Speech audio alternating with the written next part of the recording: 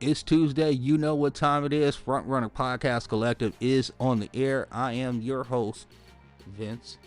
We are here today to talk about the greatest game on the face of the planet, and it is called NBA basketball. Now, back in the day, they used to have this song. It was like, we're playing basketball. We're playing basketball. Now, that vibe is going to live here on Front Runner Podcast Collective. I am joined by my silent assassin producer, Soraya. She will be backing me up with numbers. She will be backing me up because I forget things because I am an old. So, with that being said, you want to know the rundown of what we're going to be talking about today?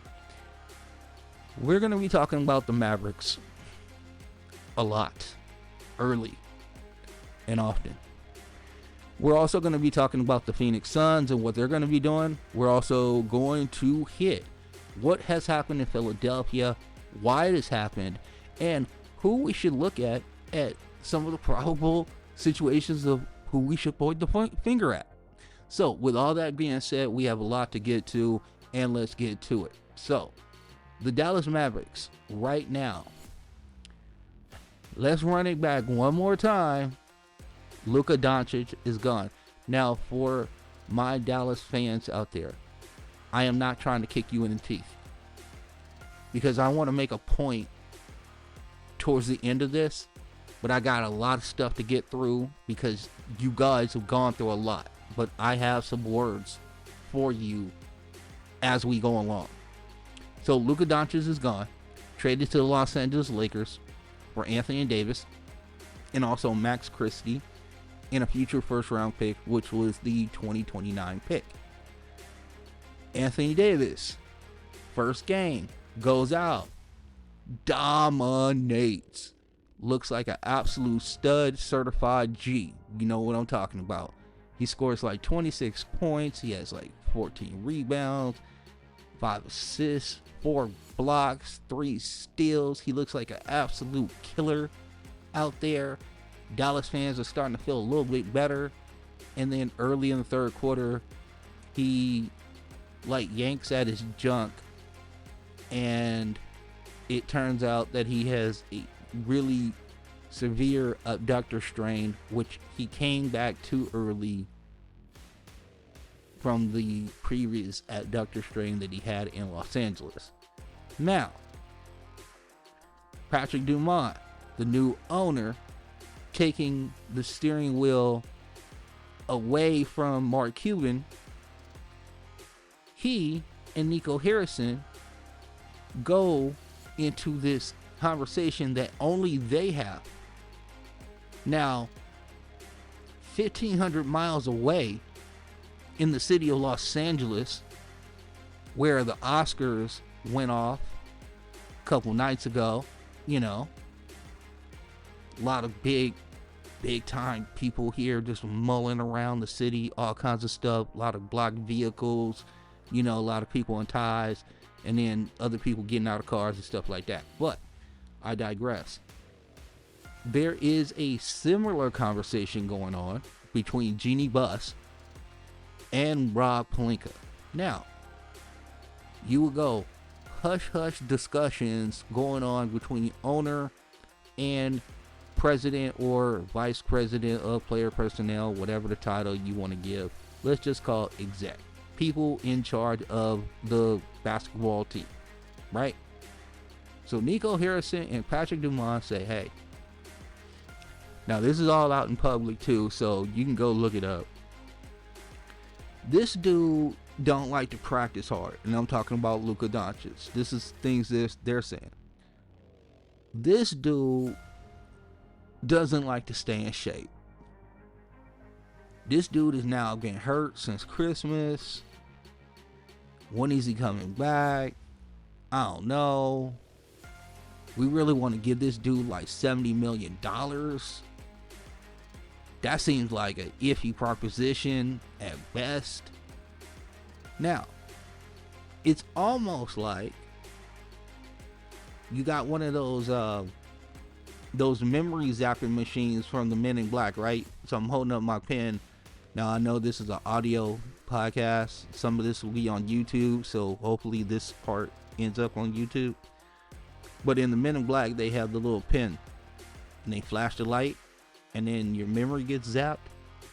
And it's kind of like that's what happened to Nico Harrison and Patrick Dumont. Did they not witness Luka Doncic carry the Dallas Mavericks to the NBA Finals not more than let's say 8 months ago?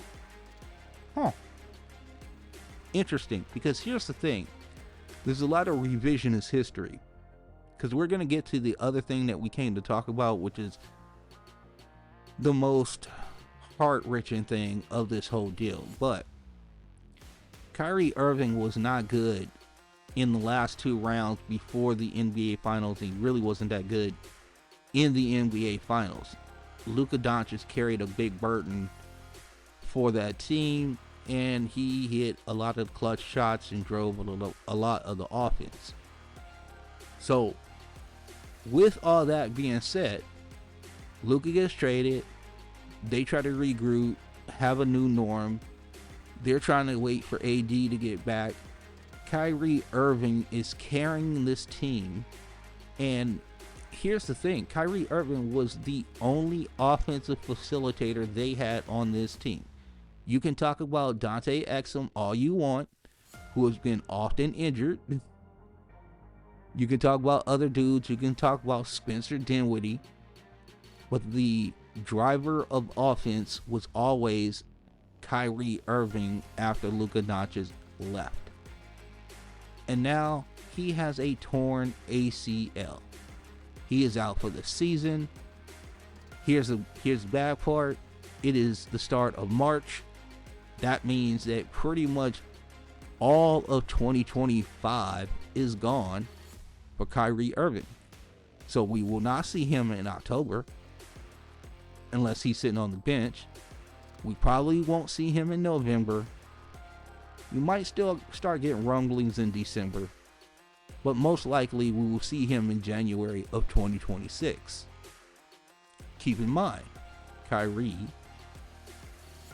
his game is necessitated on speed, change of direction, lateral quickness, being able to stop on a dime.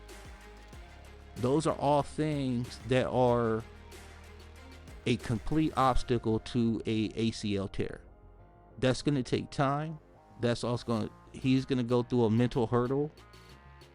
So these are all things that are disrupting what the Dallas Mavericks and Nico Harrison promised when he was putting this together and tried to tell us that trading Luka was a good thing. Remember, he wanted a defensive team.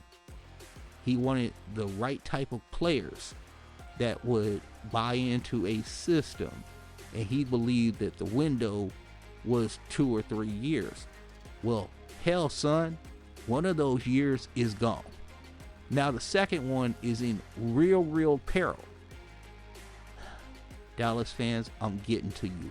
Trust me, I have not left you. I know this sounds terrible right now, but the thing that I want to talk about with Nico Harrison is this, and this is where Dallas fans, and I want to give them a voice. I've heard you, Mavericks fans. Hashtag MFFL. I have heard you. You are torn. Your heart has been torn up.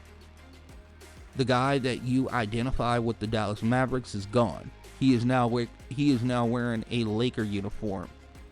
That sucks. And I'm not going to sit here and dance on your grave. That's not what I'm here to do. But to know that Nico Harrison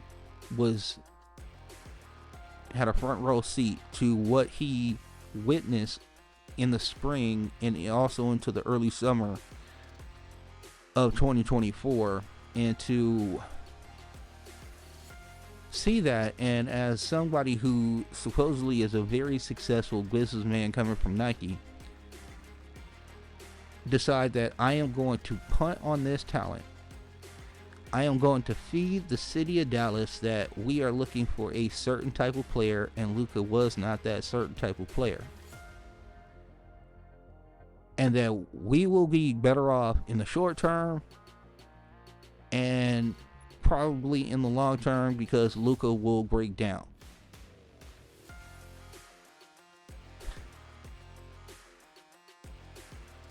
There are things that I like. I like coffee. Probably not good for me, but I do like coffee. Now, I've cut out chips. I've cut out diet soda, Diet Coke. I'm a Coke guy. My wife, Coke product girl. We are symbiotic in that situation. You know, I just want to make sure that everybody know that me and the wife are in lockstep, right?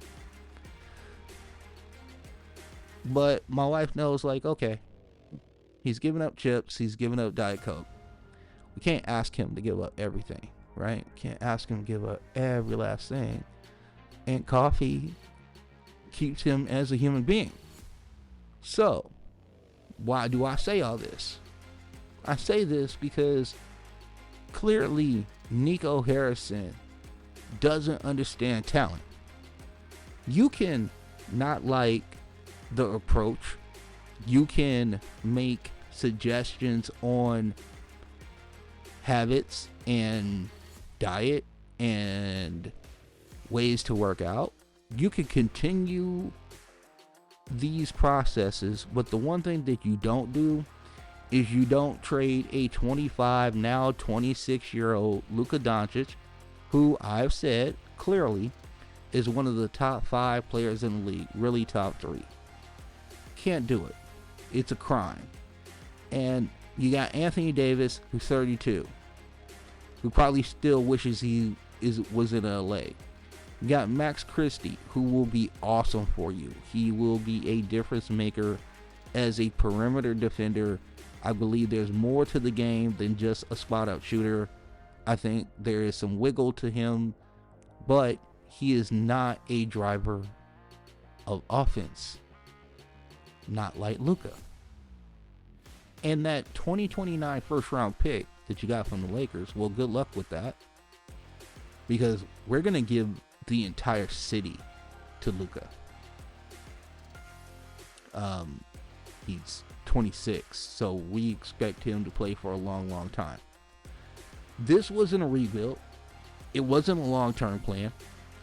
This was a front office pressing the self-destruct button in the middle of the season. And here's the best part about the whole thing. Again, to the Dallas fans, if you decide to not go to games, if you guys decide to protest until Nico Harrison, and I don't advocate for people losing their jobs, but I can understand a fan base wanting that, suggesting that. I can see a fan base thinking that way.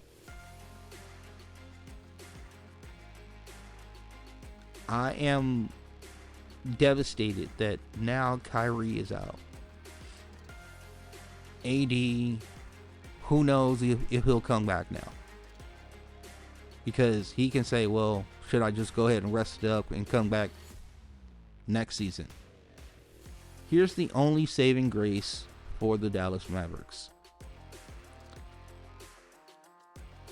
With research, they do keep their pick. You do get this pick this year. So if you're going to tank it, go ahead and tank it. That if you can somehow wiggle your way in to that top 4 somehow, good on you. Because you're going to need the talent upgrade to the talent that just walked out the door for almost, what, a half a Starbucks coffee and maybe some, what, I don't know, the kids like right now, I don't know, some of the pixie sticks or whatever. But I'll tell you this: at the end of the day, this is bad. This is really, really bad. Now, how bad is it? The Lakers are 18-6. The Mavericks are 9-15.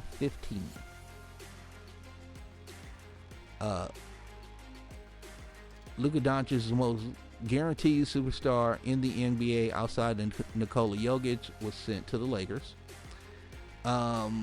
They blame, like we talked about, they blamed it on the conditioning. He ballooned up to the 260-pound range. He had conditioning breaks disguised as injuries. There was frustration within the organization that led them to think they wouldn't commit to him long term, so they traded him mid-season.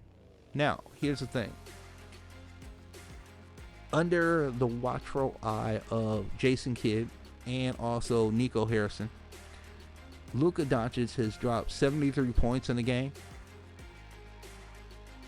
Luka Doncic has been in the MVP conversation every year,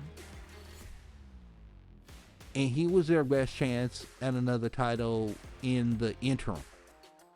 Right? This was the heir apparent to Dirk Nowitzki and things of that nature. And now you start all over. So my hope is that, now I don't think that Dallas should be rewarded for bad behavior at all. But my hope is that, you either get one of the top 4 picks, or if for some reason you're in that 5 to 8 range, one of those guys pops off for you. The Dallas fan base, per se. This is not to get Nico Harrison out of trouble. Please know that that is not what I'm saying. No, what I'm saying is that for your guys' sake, for the Dallas Mavericks fan base, I wish good on you for the draft prospects. That your guy was the right guy. Because your guy that you had previously was the right guy, and they traded him away. So, we can move along. Now, here's the one thing I will say about this whole deal. Death threats to family members is not cool. Nico Harrison, I don't know if he's going to get fired soon, but he's getting death threats. And I'm just here to say, as a podcaster, as somebody who has kids, who has a wife, or somebody who just, humanity's sakes, that's not a good situation. It is basketball. I do understand you guys' frustration, but don't show it like that. That's not cool. Now, the other things that are going on, the fans feel betrayed. They don't trust ownership, and they don't think that ownership understands. Like, they raise ticket prices. So you trade Luka Doncic and you raise ticket prices in the middle of the season. Like, you really truly don't understand your fan base. So, new owner syndrome. This is the epidemic. And why does this epidemic keep happening? I don't know. But there are going to be scholars. There are going to be scientists. There are going to be men of great knowledge 60, 70 years from now. And they will be doing studies on the buffoonery of NBA owners and what they do in the first, let's say, 500 days of owning a franchise. Now, Charlotte is the only team with new owners that hasn't done anything stupid yet. So, clock is still ticking on them. But congratulations, so far you guys have stayed out of the stupid zone, which is great. But new owner syndrome is real. Here's the playbook. take over a successful franchise, immediately make a huge reckless trade, alienate your fan base, burn everything down, and it's happened over and over again. See the Phoenix Suns. Let's see. Yeah, that's a good correlation right there. The Phoenix Suns, Matt Ishbia, he is knee deep into it. So, where do we go from here? The one thing we can talk about is that conspiracy theory about Patrick Dumont trying to get the Dallas Mavericks out of Dallas. We can talk about that. Let's do it for a second. Does this look like a franchise trying to win? Does this look like a franchise trying to alienate a fan base? The NBA wants an expansion team. What if Dallas was set up to move? Well, if you're raising ticket prices, you trade the most popular player in Dallas, in the state of Texas right now. Maybe Arch Manning. That might be it. Luka Doncic. No, Luka Doncic is more famous than Arch Manning, for sure. So, now Arch Manning has the title all by himself. You're welcome, Texas. You didn't win a national championship, but you now have probably the most famous sports athlete in the state of Texas now. Congrats. Now, new owner, doesn't have any connection to the city. Matt Ishbia, Patrick Dumont. Ring a bell. I'm not saying they're moving to Vegas, but this is how Seattle lost the Sonics. Literally. Remember. The dude that owns them said, I'm not going to move him to Oklahoma City. I'm not going to do that. And then he moved him to Oklahoma City. Now, do I believe the conspiracy theory? No. You don't leave Dallas, which is a top 5 market, to go to Vegas or other places. You just don't do that. Do I think they make incredible moronic mistakes?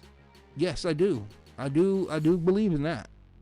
I do believe that new ownership syndrome continues, and it continues to produce awful results, produce head-scratching moves that sometimes doesn't make any sense. Now, to take the pain off of the Dallas Mavericks, we can talk about the Kevin Durant trade. And it's not about, do you do the Kevin Durant trade? Because of course you do. But you tell the Brooklyn Nets, hey, you get picks or you get a bunch of players. It's not both. It is not both. So Dallas went the other route. They said, hey, we don't even want a lot of picks, and we don't want a lot of players. And we especially don't want young players.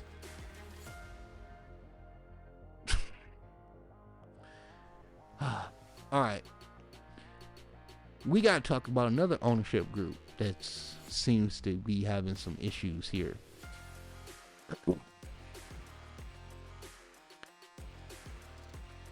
The Philadelphia 76ers, and no, I am not here to break down the 29 and 39 disaster class that is this season. We all know what it looks like. But let's talk about the real elephant in the room. And basically that's the Joel Embiid extension that happened this summer. It was supposed to be a final move to secure a championship window. Instead, it is looking like a 5-year, $213 million IOU to a player whose body won't cooperate. And now, with whispers of microfracture surgeries, shamans, German doctors, we see you, LeBron. and maybe even some dead guy's cartilage. Yes, that is where we're at. The whole thing is just unraveling fast in Philadelphia. The 76ers front office, led by our analytics godfather, Daryl Morey, bet big on Embiid staying healthy and being able to anchor a contender deep into his 30s. Betting on a big man with significant injury history to a specific area on the body has always been a dice roll. But in Embiid's case, it was like rolling snake eyes and then doubling down at the craps table. So today, we're diving deep into the extension. Never made sense in the first place. And what the Sixers need to do next, and how they should be looking at maybe the Memphis Grizzlies as a blueprint for post-injury rebuild. So let's get into it a little bit. So we're going to rewind a little bit. The Sixers had a choice. They had a real choice. They could have taken the conservative approach with Embiid, understanding the risk of locking a big man up with significant wear and tear, or they could have done what they did. They handed him a massive extension and assumed he'd hold up and hope to chase titles.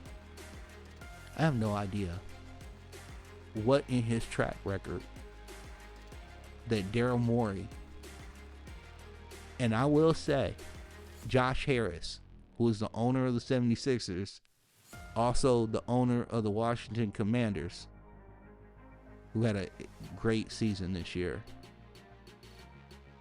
I don't know what they were thinking when they handed that massive extension over to him. Like, this dude gonna be making close to like $70 million a year towards the end of this contract. And it's guaranteed. They didn't put any verbiage in this contract that says, hey, if your knee falls apart, we get this contract because null and void. They didn't do any of that verbiage that they had in the previous contract. I want to take a sip of water. I don't want to get dry during this. All right. So, now here's the other thing too. You give them the contract extension. You don't put any verbiage in, and you know what's going to go on around the internet is that Joel Embiid has missed as many games as he has played in his entire career. It is pretty much a 50-50 split at this point. That is absolutely nuts. And it's kind of like, it's good work if you can get it, work half the time, right? And here's where Morey made the key mistake. He thought he would extend in 2023 Joel Embiid, not 2025 Joel Embiid. It's like buying a luxury car and knowing full well that the transmission is going to fail you in 2 years, then acting surprised when it breaks down on the side of the highway. Embiid is 30 years old now, and he has like 62-year-old knees. The Sixers knew he had lingering issues, yet they still locked him in. And now this deal is starting to kick in. We haven't got there yet. It's amazing. We talked about the 21 and 39. That's not a typo. They're the 26th ranked offense. They're the 27th ranked pace. And they have a negative 4.7 net rating, which places them in some terrible positions. They're down there with some real bad teams. Now, In Joel Embiid's absence, it's pretty crippling. Without him, they're both bottom 5 in offense and defense efficiency. And he wasn't a lot of help when he was on the floor, because if you watch any of the games whatsoever, he couldn't move. The only time he moved is when it was on the offensive end, of course. And no shade to Joel Embiid, was in excruciating pain trying to play through a knee that probably has no cartilage left in it.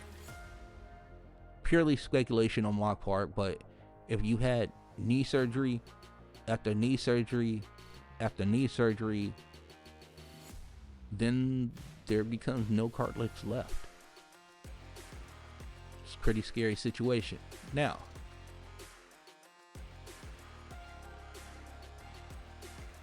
Embiid has missed significant time for 4 straight years. And let's not forget that he is dealing with a knee injury that might never ever fully heal. And it's the kind that turns the superstars into role players, basically. And some of the surgery options or some of the things that they're talking about would definitely turn him into not the Joel Embiid that you are thinking of that was an MVP. He won one and was a perennial MVP candidate. Once he goes down the road of like a microfracture surgery, think of Amari Stoudemire, who had it. He was never really the same. This is the type of stuff that they ruined him. Or if they didn't ruin him, they definitely didn't try to stop this situation. It was just like a train coming down the track, and they just said, hey, you might want to get off the track, and then they just let it go. Because he was coming off a knee injury. He plays 5 games before the playoffs last year. He gets hurt right before the playoffs. Continues to play, which was the dumbest thing on the face of the planet, I still say to this day. He somehow, the knee gets healthy enough for him to play in the Olympics. He looks terrible, plays 1 good game. The game they needed him in, but 1 good game. Looked compromised then, and then you gave him the extension.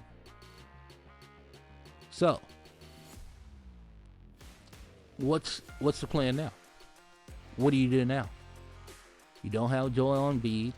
Oh, by the way, Paul George, not so great.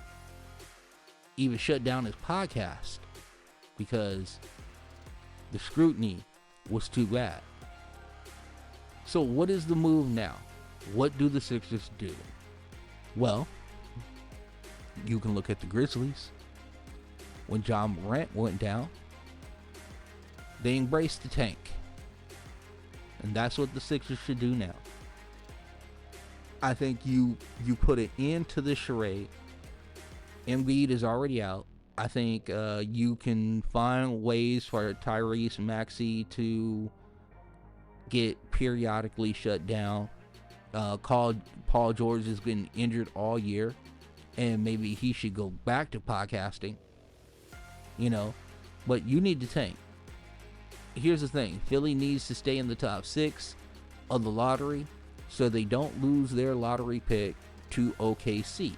Right now, they have a 45.8% chance of keeping the pick.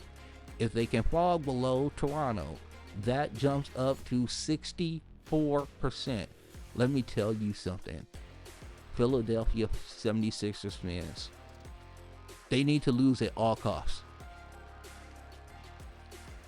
All costs.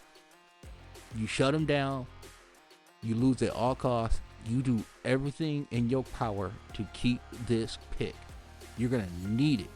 Whether it's to trade it for a veteran to, I wouldn't even think to double down on this team. Please don't double down on this team. But I hope that you get into the very very deepest end of this lottery and are able to hold on to this top 6 pick, hopefully move up into the top 3 and really get yourself a difference maker in this draft. That's my hope. I don't know. We will see. So, where do we go from here? Here's the bottom line. The Embiid extension was not just a bad idea. It might be career suicide for our guy, Daryl Morey. Now, Daryl Morey has been a successful player evaluator for a long period of time. It might not kill him. It might not destroy him. But this is not great on the resume whatsoever. Philly has to accept their reality right now. They need to course correct.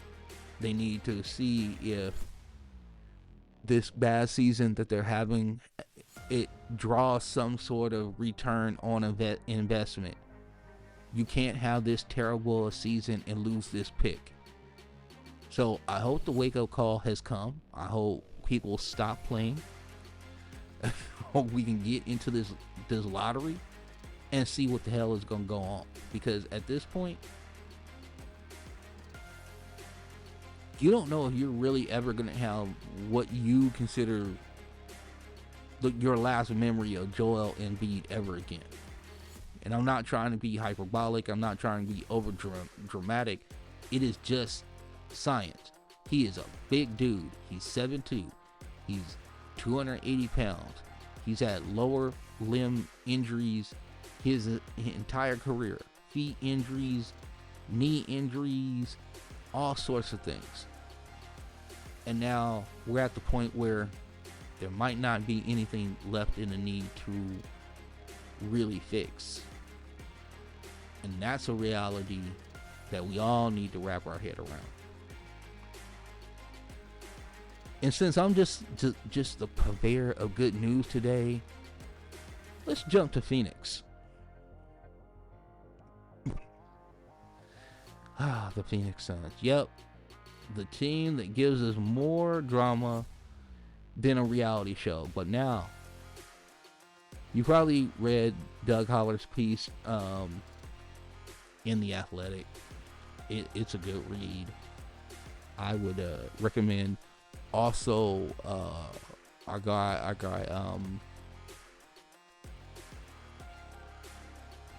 John Krasinski, who does Timberwolves. They got a lot of good ones out there, man. But a lot of the stuff I get is from The Athletic. So we like to big up The Athletic anytime we can, because they do really good work on the NFL, NBA, and it's super cheap. It's like $10 a year. It's not super expensive. Go get it. Anyways, now, we all know that Kevin Durant in the trade deadline, he was pushed around to teams. There was also talk in the summertime that even Kevin Durant was maybe kind of making eyes at teams. So this is pretty much a dysfunctional marriage that has really run its course. But this is really not about Kevin Durant anymore. This hasn't been about Kevin Durant for about 2 months now. Now I understand that he will get all of the press and people will talk about where is Kevin Durant going next. But the real person we really need to be talking about is Devin Booker. Where is Devin Booker going to go? Because here's the thing. I'm going to ask Phoenix Suns this. So you're Devin Booker right now, who's smack dab in his prime. And he's just going to sit back and think, sure, let's rebuild. I'm good with that. What are you going to get back from Durant? Oh, you're going to get a 22-year-old unproven guy who was sitting behind a guy because he couldn't take that guy's place? Sign me up. No worries whatsoever. Does this even sound right to you? I mean, listen, Devin Booker has talked about how much he has loved Phoenix. He talks about being a Phoenix Sun forever. But you're asking that man to eat a lot of shit right now. And that's what it comes down to. You miscalculated on the Kevin Durant thing. You doubled down with Bradley Beal. Then you couldn't pivot off Bradley Beal because he has a no trade clause. And now Kevin Durant is surly, unhappy, and he's all in his feelings. And he wants to be moved. And here's the thing. Kevin Durant still has enough gravitas around the league that he's going to have say in where he goes. And if he has say where he goes, that means you're not in control of the package you're getting back. So, what's the best they can do? Well, a lot of people say, what do you do from here? The Suns are currently 28-32. They're the owners of the NBA's largest payroll. Keyword, owners. Because they sure haven't earned that on the court. They lose 10 of 12. They give up a boatload of points on the regular. And half the locker room apparently is up in arms about something. Hey, if it's not the coach telling you to be quiet, it's someone complaining about trade rumors.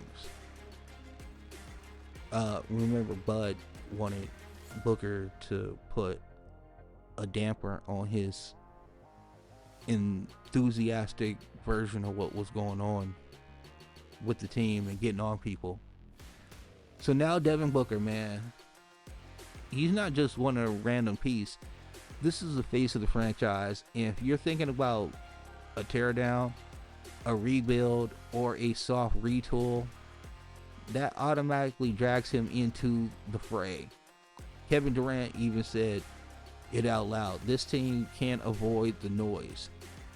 They bring a new drama script to the NBA every single week. It is literally like Melrose Place every single week in freaking Phoenix, Arizona. And if you don't know what Melrose Place is, go YouTube it.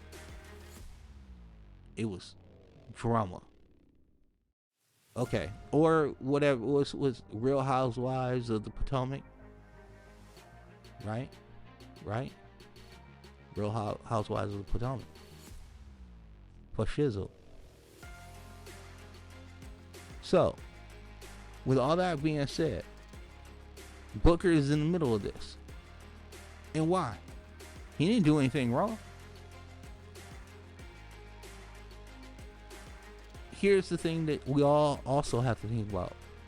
He's 28 years old. And by the time usually you're 28, superstars start to realize that the championship window shrinks faster than you think. Because now he's been in the league for so long, he's seen regimes after regime after regime come and go. Now you're asking him to go through another regime change. When does he get tired? When does it be about him and his aspirations to become a champion? These are all questions that I have that only Devin Booker can answer. And the only time that we're going to get this answer is at the end of the season. But I'm going to tell you right now, if you think for 1 second Devin Booker is going to allow Kevin Durant to walk out the door and they get some random pieces for Kevin Durant, because they're not getting the pick haul that they gave up for Kevin Durant. Let's be honest.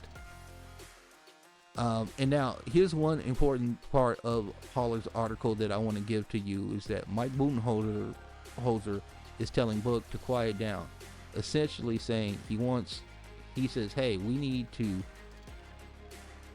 carry more. He said, we need my voice to carry more weight. That's interesting because for years, Booker has been emotional core of that locker room. He's the vocal leader. Now Budenholzer has a championship on his resume, so it's not like he's some random coach. But it raises a bigger question. Are the Suns trying to scale back Booker's leadership while swirling rumors about half the team possibly being shopped? That's a morale killer. And here's the other thing. And these are where the numbers come in. So what you're watching, let's pair some numbers up with it. The Suns' defensive rating has created in the last month far below league average. They rank near the bottom in points allowed, off turnovers, which suggests that half-court breakdowns and transition nightmares. If your star is playing or clashing with coaching philosophies mid-season, it's no wonder you can't even get consistent defensive identity. And Bradley Beal is in and out. And then he had the no trade clause, which gummed up the whole trade situation at the trade deadline anyway. So Booker has had to watch this whole thing just completely fall apart. And again, I ask Phoenix Suns fans, just listen,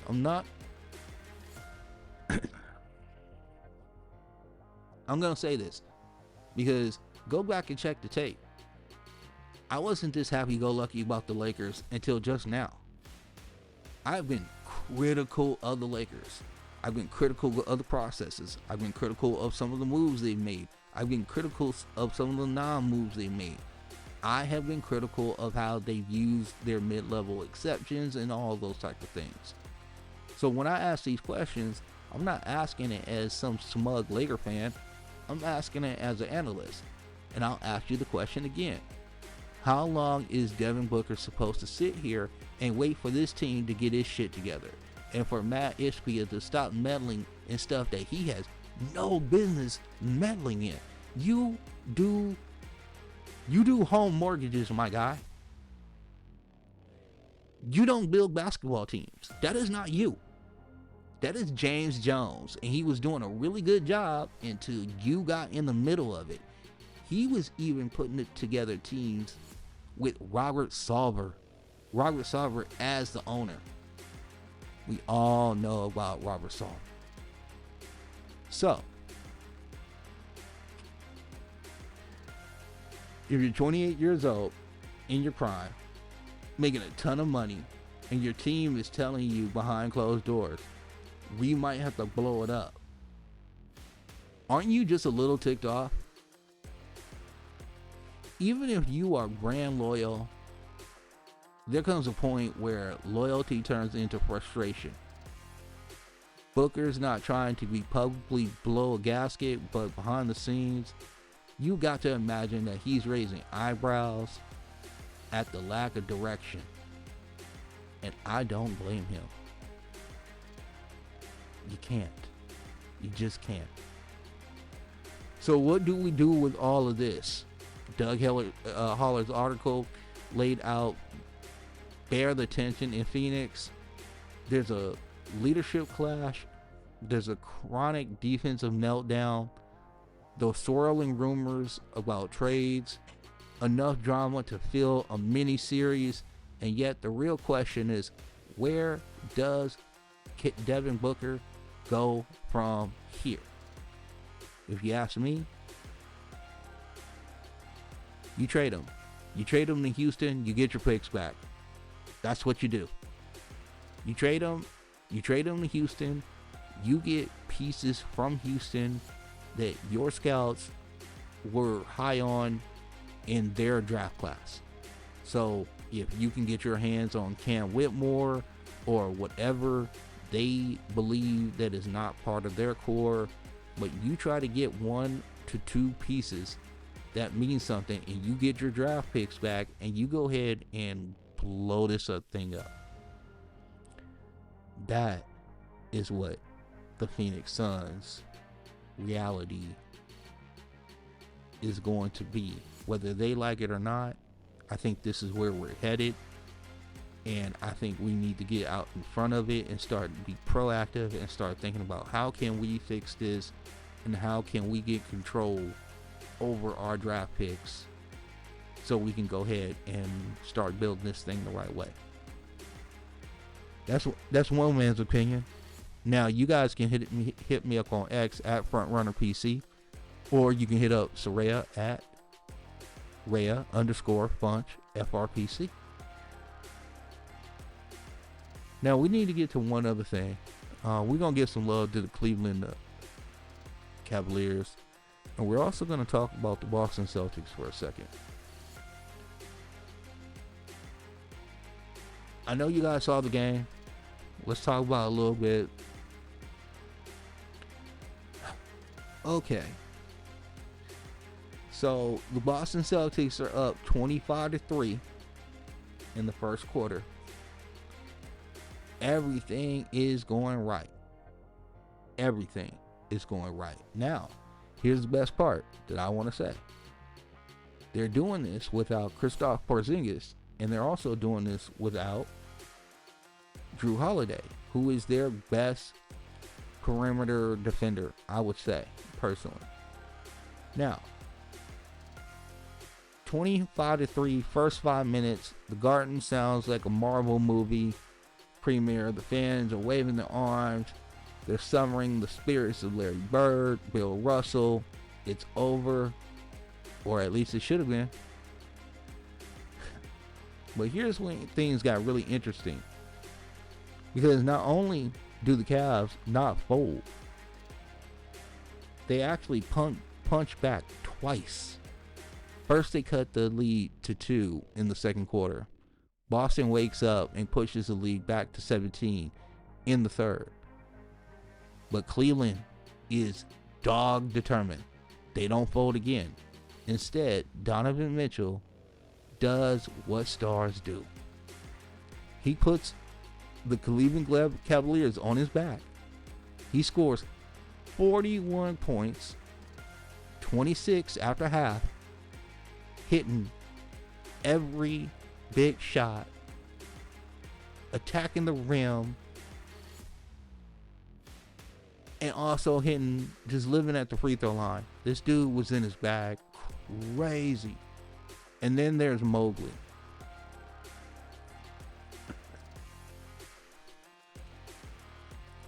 This podcast will not take a victory lap for Evan Mobley. We did say that we thought he reminded us of Chris Bosh during the draft process. But here's the thing that we want to talk about now. It's all come together. Mobley sat out 10 minutes with foul trouble. He came back in cold and immediately put up 9 straight points. He was hitting hook shots. He was hitting threes. He was outplaying Jason Tatum and Jaylen Brown in crunch time. And you know what? They said that after the game rewards people when they stick with it. I like that. Because here's the thing. People were starting to question my guy, Evan Mobley. I never gave up on my guy. Never did. And now, if Evan Mobley is starting to figure out the three-point shot to this level, where he's so comfortable shooting it, where are the holes in the Cleveland Cavaliers? Now again, I will say this one more time. Boston was without Jrue Holiday, finger, and Kristaps Porzingis. It was an illness. And if this was a playoff game, both guys would probably play. And maybe this whole game will be a completely different story. They never lose that lead. They just dog walk the Cleveland Cavaliers, and we never have to worry about this again. But here's the thing that I want Boston Celtics fans to know about this game is this. Jason Tatum went crazy in this game. 46 points, 16 rebounds, 9 assists. Jaylen Brown had 37 points. They shot 14 of 28 from 3 in the first half. I mean, this was basically a quintessential Boston Celtics performance. This was the Joe Mazzulla playbook on display in full regalia. But just like with the Celtics all the time, they stick so close to the formula, so close to the system, that it doesn't allow for interpretation. It doesn't allow for audibles and things of that nature. But, and this is a big but, this isn't the first time that Boston has let a game kind of just slip away from them. We saw it last year against Miami. We saw it in game 1 against Philly. We saw it against Indiana earlier this year. So I'm asking the question, is this a bad night, or is this bad habits that Boston has picked up in its time in this little run that they've had? Personally, to me, I'm still giving them somewhat of the benefit of the doubt. But the one thing that I do want to say about this, and this is a case for Cleveland, Donovan Mitchell is an absolute alpha now. He outplayed Jason Tatum and Jaylen Brown when it mattered. Mowgli's aggression is real, and he will be a completely impactful figure if the Cleveland Cavaliers and the Boston Celtics meet up in the playoffs. And now the Cleveland Cavaliers have shown that they can take Boston's best punch and then chase them down and beat them. And that has to give the Cleveland Cavaliers absolute confidence. Now, on the other side, for the Celtics can explain this away with, hey, Drew Holiday wasn't on the court, Porzingis wasn't on the court. And those are not insignificant losses. They still got to do whatever they wanted to do offensively. I mean, Jason Tatum scoring 46 points, having 16 rebounds and 9 assists, that is crazy. And here's the other thing. It is March, and the Celtics aren't getting hyped for a regular season game. They've been through so many battles over the last 6 years in the playoffs that, I mean, here's the thing. Cleveland is a great team, and I mean that. They are a great team, and they are going to give the Boston Celtics everything they could handle. But it is March. And when you've been through the crucible of the playoffs, I've talked about it time and time again, sometimes an event just doesn't look like an event to you. So, am I encouraged by what I saw with Cleveland? No doubt. I think Cleveland is real. I think Boston should be scared of this team. They should have a robust respect for the Cleveland Cavaliers and their new acquisition of DeAndre Hunter. DeAndre Hunter makes them bigger. He also provides a offensive creation that they did not have at the size that he is, and he is going to be pivotal to what they do going forward. And he also provides them some sturdiness against Jason Tatum and against Jaylen Brown, because they really had nobody to guard Jaylen Brown. So I love that acquisition. I love what Cleveland has done. They have won 50 games. They're the first team to do it. OKC then did it. These two teams are just absolutely killing it. And this is why we love basketball, and this is why we talk about it. So, with that being said, we're going to get the hell up out of here. We're going to try to chop this up and get it out to you. But I want to thank my producer, Soraya. I want to thank the audience. I want to thank you guys for staying with us. Remember to join us on Twitter on Blue Sky. And though at both of those, for me, it's at FrontRunnerPC. And then with Blue Sky, it's .bsky.social. And for the trusty producer and myself, we want to tell you this. The best part of you is you. Make sure that you are surrounding yourself with people that are supporting you and that are just providing those things that you need in your life. Make sure that you are acknowledging those people that exhibiting those behaviors. And if you're doing all that, do me a favor. Go out and do some good in this world. And we'll see you back on this feed in a couple days. Peace.